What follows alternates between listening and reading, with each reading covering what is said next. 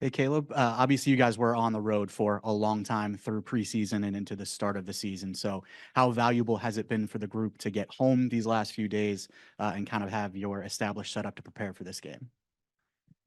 Yeah, it's massive just to be in market, to be in your home, sleep in your own bed, be around, your family.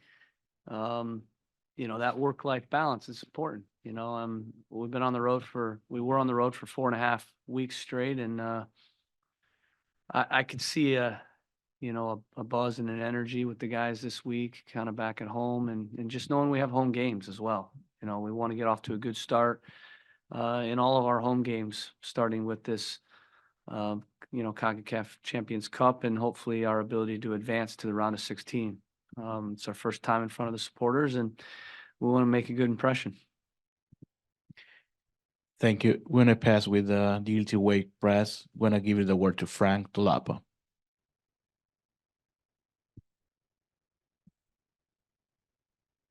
Frank?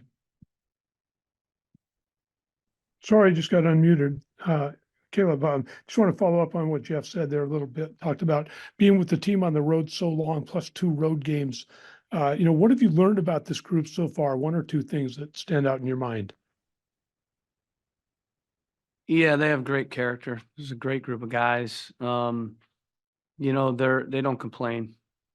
With some of the things we dealt with over the last 4.5 weeks, I've had teams and players that would have complained just because it was difficult. I won't go into everything, but just the manner of traveling all the way to Panama and riding in buses and some of the logistics with locker rooms and fields and everything, it wasn't perfect. And these guys never said a word. They're great professionals. And then on top of it, I told them this yesterday, all the things we had to deal with, and we were 71 minutes in at 1-1 against DC, down a man, 25th minute, all the things we had to deal with, and we still had that game in the 71st minute at 1-1. And so I think that's a testament to their character, and that's something they shouldn't forget. Obviously we'll want to forget the result overall. It obviously fell apart from there. It was a big ask, to go that long down a man, and obviously with the travel and everything. But I wanted them to remember the character they showed to deal with the adversity in that game and to put it into a position where, I thought we would get a result out of the game.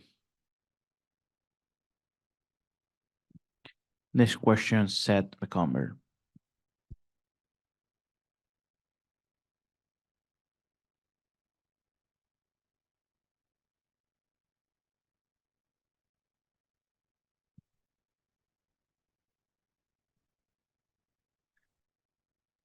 Sorry, Coach. I just got muted.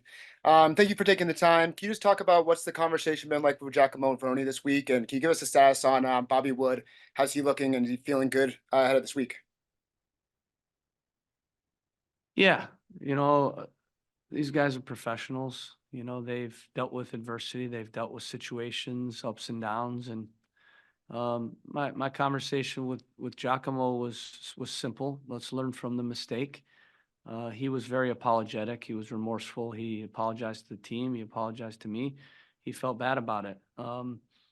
He wanted to do well in the match, and it didn't go the way he wanted it to go, and it hurt the team. But there'll be a lot of times this year where players make mistakes, and we have to support him, and we have to support other players when they make mistakes. There'll be a time where Giacomo finds a goal to win us the game, and I'm hoping it's Thursday. And that was my conversation with him. We still believe in him. We still support him, and we still have confidence in him. As far as Bobby Wood has a little bit of a sore knee is the best way to describe it. Kind of chronic. It's nothing acute where he did anything, but it's, he's had a few knee surgeries over the years, and he has a sore knee based on the, wear and tear of the preseason. So we gave him an injection of Synvix, which is a natural substance that they utilized to inject into knees, and usually we've seen great progress with guys in his situation after a couple days.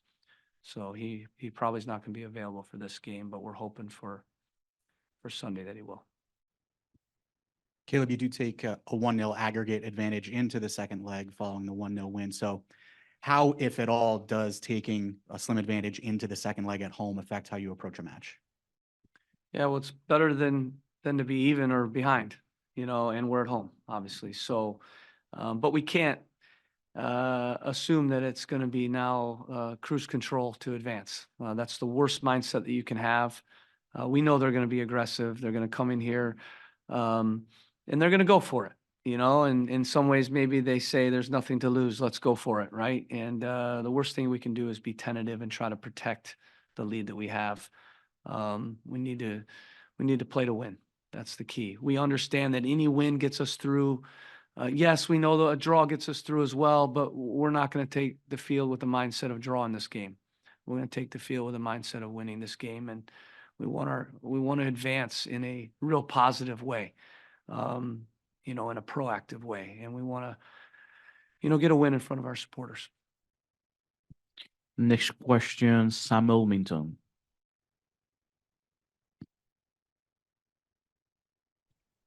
Hello, Caleb. Thank you for taking the time. I just wanted to ask, you're someone who's talked about wanting to bring trophies to this club, and, ESPN just reported that it's looking like your club, along with another group of clubs, won't be participating in the U.S. Open Cup. So I just wanted to overall get your thoughts on the tournament, and do you think that, clubs like yourself and MLS clubs should be participating in that tournament? To be honest with you, the first I've heard of it was just now you telling me it. So I think for me, it's very simple. We trust the decision makers in our league, and it's not my decision at the end of the day. And so ultimately, whatever decision they come up with, it's my job to now, prepare my team in whatever competition I'm in to win. And we're going to attack every single competition we're in and try to win trophies. So if we're not in the Open Cup, obviously there's no opportunity there, but we support the decisions of the MLS if they made that decision. The last question is going to be Rich Thompson. There we go. Good afternoon, Caleb. Just comment on Matt Polster, what keeps him in the starting lineup, what you've learned about his style and the type of player he is. Yeah, he's just a great pro. He's a good player, very complete midfielder. He's a leader. He's, for me, he's an ideal player in one of the two double pivots in a 4-2-3-1. I think you've seen we've cycled some guys next to him. We have, different types of pieces and profiles. Matt's going to be a starter here. He's going to be a key player. We just have to settle on who's going to pair with him. We know Kay brings range and athleticism. Noel Buck is a young player, very talented. He can step into the attack and chip in goals. And Ian Harkes is a very good soccer player, very technical and smart tactically. So we have different profiles in the other player that we've kind of paired with Matt. So I think we're still looking to find that ideal pairing. And in my game model, those 3 center mids along with the 10 Carles are massive for us to be able to control games both sides of the ball the way we want to. Matt, I know it was a long preseason away from home going into the start of the year. So how nice has it been to be home these past few days, and how much are you looking forward to getting back onto the Gillette Stadium field this week? It was a long preseason. It's always comfortable, and the comfortability of being home is something that you enjoy. I think we put a lot of effort into the preseason. We got a lot of things out of it, and I thought we did well in the first game of the year. And then, obviously with all the travel and whatnot, going to DC was difficult, but to be here now and have a game tomorrow, to see our fans and play at our home stadium, it's really exciting. We're going to continue with the media who accompanies the digital wake. We're going to start with Seth McComber. Hi, Matt. Thanks for taking the time. Coach just talked about how Giacomo Veroni apologized to the team afterwards and that you guys are still supportive of him. Can you just talk about that moment and what it's like to support a player that's going through that? Yeah, it's never easy, in the game, things happen and you never want to go down a man. It's not like Giacomo wanted to come out and get a red card, that situation happened and we dealt with it. But when we came in, he apologized to the team, he took ownership, which is what you want in that situation, and then we move on. There's not much more else to discuss about it. We know he'll come through it for us when he comes back into the team. Rich Thompson. Good afternoon, Matt. Just a simple question. What do you enjoy about these and get out of these games that are within the season? These breakout games in the season. Can you explain the question? No, I'm just, yeah. How much do you enjoy like playing in these tournament games within the MLS season? Got it. Yeah, I really enjoy them. It breaks up the season a little bit and it's something else to fight for. Obviously, when you're in the position we are as players, you want to win something and it gives us another opportunity to win a trophy. And we want to progress in this tournament. We want to win it. Next question gonna be Samuel Minton. Hello, Matt. Thanks for taking the time. You just kind of talked about, being able to win trophies, and it's now being reported by ESPN that your club, as well as a group of other clubs, won't be participating in the U.S. Open Cup this year. So I just wanted to ask, what's your thoughts on the tournament and overall, any memories, and do you think that you should be, or do you want to play in that tournament? Yeah, it's not up to me as a player. That's something that's dealt with through MLS and U.S. Open Cup officials. Obviously, like I said, if we're in a tournament, I want to win it. At the moment, we're not in that tournament, so we're gonna focus on Champions Cup, Leagues Cup, and MLS. Seth McComber.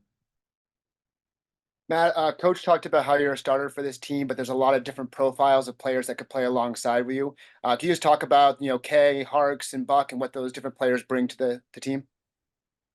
Yeah, we have a jam-packed midfield. We have a lot of quality players that can come in and do different types of roles. Obviously, when I play with Mark, he's more of a sitter and he's able to connect the game for us. And then when you bring in, an Ian or a Tommy or a Noel, those guys are a little more advanced in their play, and it allows me to kind of float and pick up the ball and help connect the game. But no matter who plays, the objective is to win the game, and whoever comes in, all those players are more than capable of playing at this level and influencing the game and to helping us win.